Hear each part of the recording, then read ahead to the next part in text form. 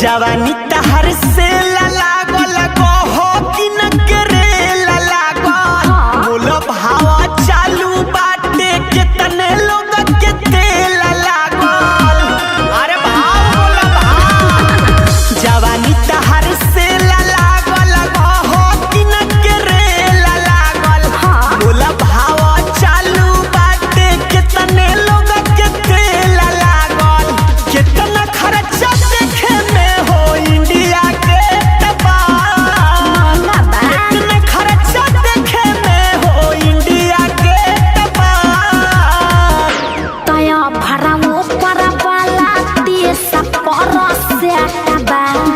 नीचे वाला महला जकरा भेटबा नीचे वाला दोसर रेटबा।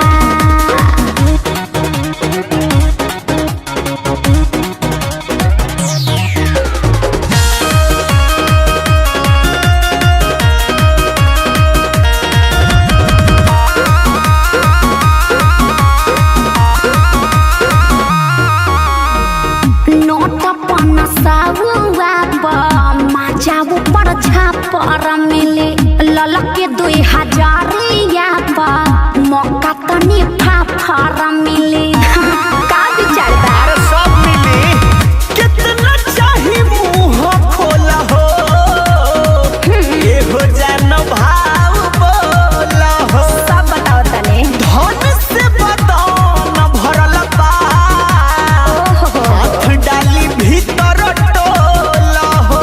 सबर कर 24 कैरेट बा सोना जस जवानी है 24 कैरेट बा।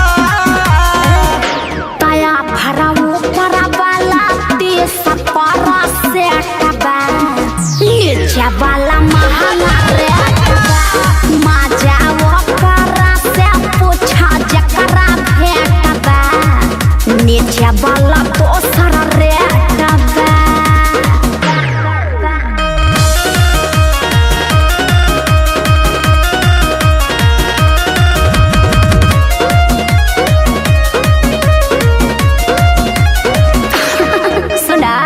जतना लोग देखले बाड़े हम क्या महफिल में सूरत हमारा धौसल बाटे सभा का हो दिल में। तू ऐसन चीज हवे बाड़ू तब का चीज तोहर सुपर लागता नीचे औरी ऊपर लागता। अयो मयो सौदला जवाब वाला हो का तोहरा बुफर लागता। गोलू भी सुन पूरी कहे अब काले टबा गोलू भी सुन पूरी कहे अब काले टबा। तया भराऊ पर वाला 30 पर सेटबा नीचे वाला महंगा मजा वो करा से पूछा जकरा भेटबा नीचे वाला दोसर रेटबा। अरे बाप इतनी सुंदर हूँ मैं क्या करूँ।